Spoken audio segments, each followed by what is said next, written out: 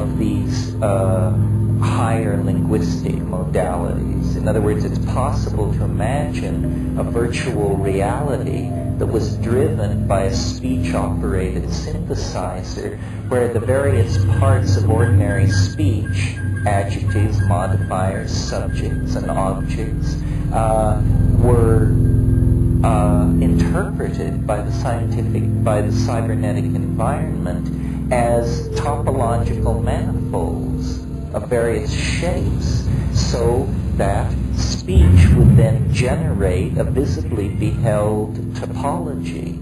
And it's possible to imagine a future world where, in setting up marriage contracts or negotiating corporate takeovers, in other words, in areas where communication, clear expression of intentionality was very important, that people would actually go into the virtual reality to use the virtual language because its capacity for conveying intent would be much greater than ordinary spoken language. In other words, it's not for nothing that Plato connected up the notion of the good, the true, and ultimately the beautiful. And the beautiful of those three concepts is the primary concept because it is visibly beheld, because it is seen. This is the great convincing power of the psychedelic experience, that it ultimately appeals to us through the sense that we value most, that we existentially relate to as the most authentic, and that is the visual. Visible language is a kind of telepathy, because you see, if I make a statement in visual language and then you and I regard my statement, we are somehow in the act of regarding made one, because meaning is not being created out of interiorized dictionaries, which we each consult in the privacy of our own mind, but rather meaning is a visible manifold in the public domain.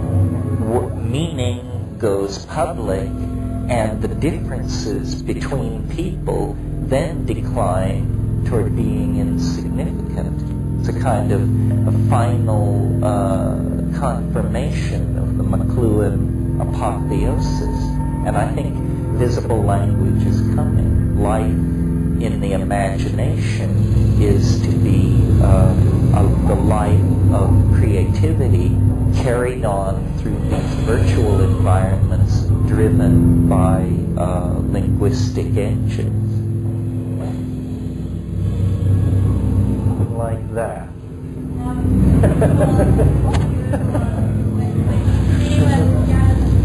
Good.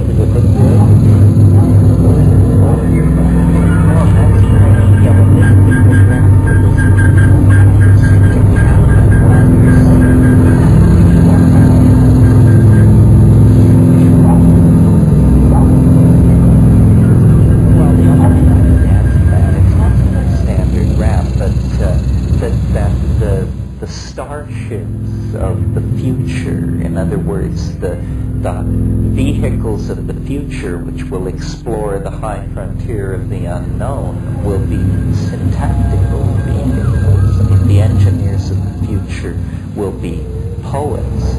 This is what virtual reality holds out to us, the possibility of walking in to the constructs of the imagination. In a way, culture is that. I mean, our cities, bridges, highways, airliners, and art galleries are condensations out of the imagination, but at tremendous cost, because we must make them out of matter.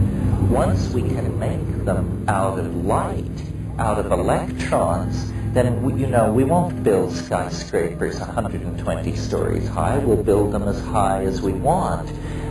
Roof height will no longer be a factor ruled by cost effectiveness and gravity. It will be a parameter ruled by the imagination, as will all other parameters. And then we will discover what man truly is when we are able to erect, stabilize, share, and explore our dreams in a kind of virtual hyperspace that, carefully analyzed, is seen to be linguistic. That's what its connectors are made out of.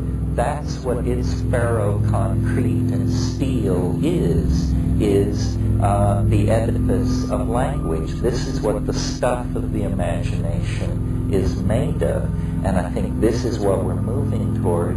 The psychedelic shamans have always known this. Now the psychedelic underground art community points toward this goal and leads the way.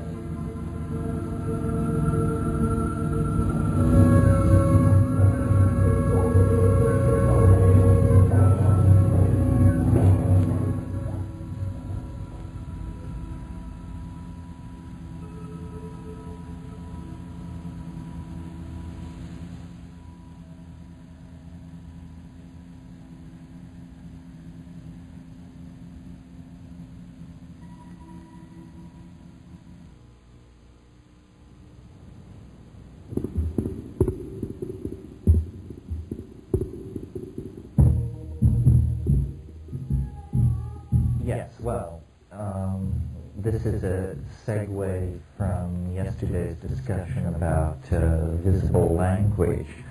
The notion being that,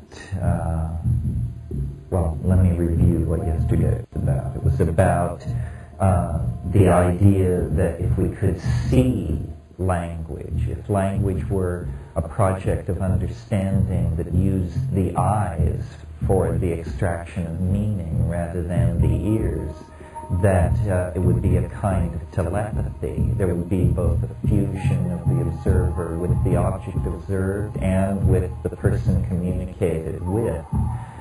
The place in nature where something like this has actually evolved and occurred is in the cephalopods, the squid and the circulittoral octopi.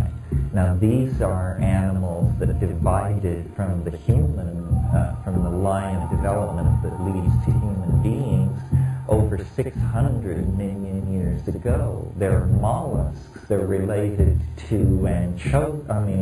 escargot.